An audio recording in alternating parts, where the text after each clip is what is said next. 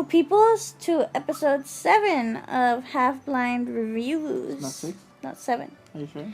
Yes, I'm sure. I just looked. Oh, very well. You always question me. Why?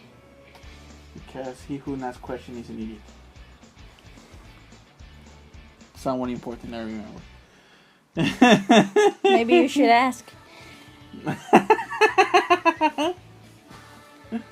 I did, I just forgot. Uh-huh. Okay, so the episode we're going to be talking about right now is Over a Barrel.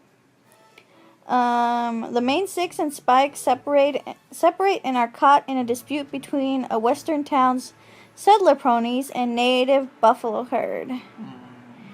So it's the one where... With the buffalo. I see at the beginning they're on a train that's being pulled by ponies. Yeah, that's just... Which is awesome. I liked that. I liked it a lot. That was dumb. I liked it. They put lots of ponies inside a train pulled by like 6 ponies. Yeah. Not even stallions, so I mean big horses, no. Ponies. Yeah. And then they go to the town of Appaloosa. And we get to see Applejack's cousin Brayburn, who for some reason is very popular for gay porn in the brony fandom. Really? Yeah. Well, he was pretty proactive. Yeah. He wouldn't shut up. That's true. That's true. They had an issue and he wouldn't shut up. That shit, we have a problem. Yes. Okay, let's see, after they get to the town... Well, before they get to the town, while they're still on the train, like, Spike gets taken away with the tree. The tree's name is Bloomberg, I think? I don't know. I think that was the name of the tree. And I think there's porn of that, too. And, Of course there is. And, Rainbow Dash also gets separated because she, like, hits a sign or something stupid like that. Yeah. But the important thing is that Spike was taken not because they wanted Spike, but because Spike was angry that he wasn't able to sleep between all the giggling of the girls and decided to go to the bed of the tree. Yes, the tree had its own... Not only its own bed... The tree had its own car, all to itself. Yes. The important thing here is that they are taking the tree to this new village. Appaloosa. Because of reason. Because of reasons. Yes, I don't think they explained that. It was supposed to be something like, because, so that it could have, like, official Apple family trees in it or something. They already have, like a... dozens and thousands of trees, apple trees, but they wanted that special. Yeah, that one. special tree. I don't know why. Anyway, the Appaloosians, are in a conflict with the buffaloes because the buffaloes are like a Indian American tribe, and the Appaloosians are like. The industry, not industry, what do we call Settlers. it? Cowboys. Sure. Yeah, they're cowboys. And they're trying to make a field for food. So they could feed everyone and whatnot.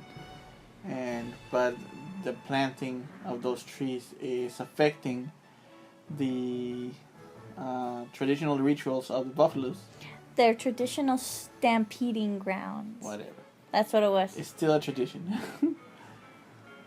And when one part wants to get rid of the trees because it's on the way, and the other one don't want to get rid of the tree because no. Yeah. Instead of coming to an agreement like, hey, let's make a path between the trees so the buffaloes can keep running. No, let's just no. It's I think it's resembling. I'm not really good at American history, but it's resembling to the story of when the cowboys were trying to make the railroad. Yeah. And it was passing straight through the middle of the American Indians' territory, and there was a fight, and blah, blah. The same thing happened here. There was a fight. What was hilarious is that the ponies were fighting back with apple pies. Yes. And every time a buffalo was hit by an apple pie, which, by the way, the buffalo was like 2-3 times bigger than the pony. When hit by one pie, not several, one pie, and it wasn't even in the eyes or something like that. No, they just hit it. They were like, "Oh no, I was hit," and bleh, dead. Well, they weren't dead, but they would go like, "Ah," and the other buffaloes were like, "Oh, how dare you!" I know. It was so dumb. It was so kid friendly. Yeah, and at the end, the chief buffalo, which is huger than most buffaloes, is hit by a pie, I think by accident. Yeah. And he goes to the ground, and there's this little Bambi buffalo. She looked like Bambi, but badly drawn. That's true. It's trying to set peace between the two tribes. You want to get rid of it? Yeah. Okay, I'll do it later. And she's trying to make peace between the two parties, but one side is ruled by tradition, and another one is ruled by improvement, development. So, and none of them want to budge because they're dumb. Stubborn. Same thing. And when the chief buffalo is hit on the side of his head, he goes like, "Roar!" Instead of tackling the leader of the Pelusians, the sheriff of the Pelusians, he goes down like, "Roar!" And then the little bad drum Bambi is like, "No, Grandpa!" And then every other buffalo is like, "Oh, we lost because our leader is down." Yeah. And then the leader, the pie slides from his head and passes through his mouth, and he's like, "I'm dead," with the tongue out, like, eh. And he touches the apple pie, puts his tongue back on, and like, "This is delicious. We shall make a deal." And they make a deal. They open a path so they're able to pass through the grounds and do the ritual thingy. And to give her pies. And in return, the buffaloes would leave them stay there if they receive pies. Yeah. Okay, that was dumb. Hilariously dumb, but dumb nonetheless. Yes, I agree with you. Yeah, and the ponies were like trying to fix things, but they're not really important to the story. Yeah, no, they're not. They could have not been there and it still would have been. And it still would be a good story. Yeah. They're really making a difference in it. They were just that for some reason the buffaloes became really friendly with Spike, and they respected Dragon. He was like the bro. Uh-huh. And he was like, they're cool, they're with me. Yes, I know. Oh my gosh. If you say so, Spike. That was dumb. Yes. Anyway, good episode. Good episode. I was gonna ask you something, but I don't remember what it was. Not important then. Okay, next episode. A bird in the hoof. During a visit from Princess Celestia, Fluttershy sees the equestrian royal's sick bird and decides to take her home and to look after.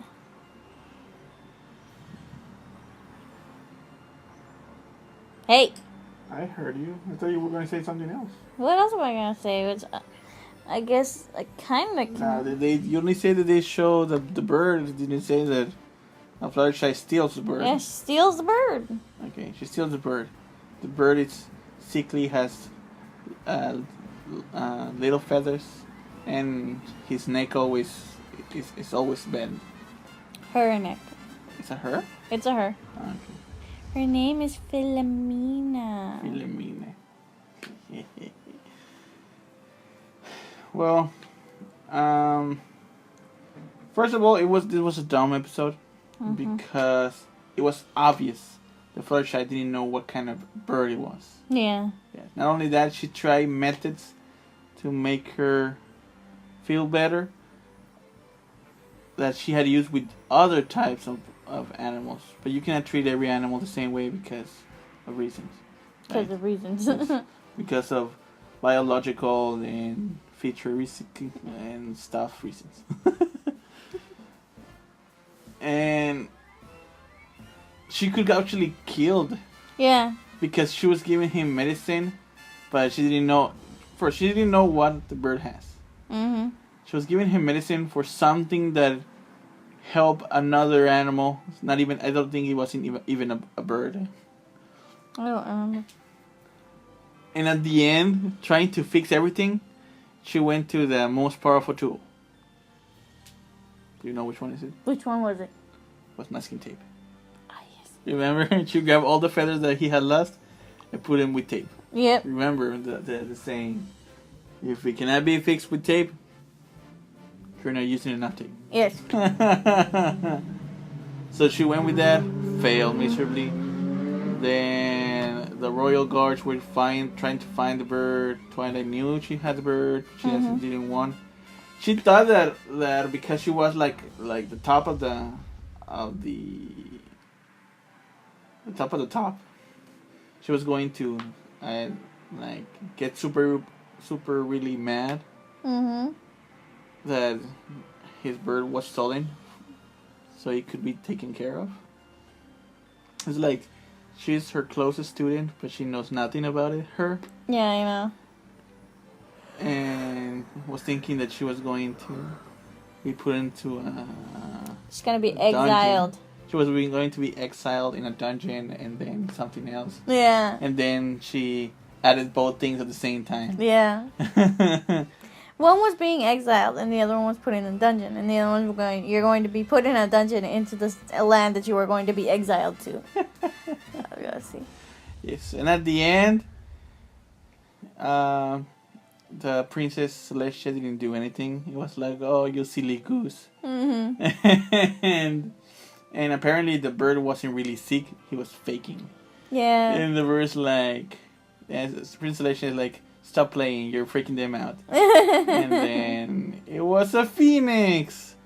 He burned, he reborn, and then became real cool animation. Not pretty. Not pretty, but cool. But cool.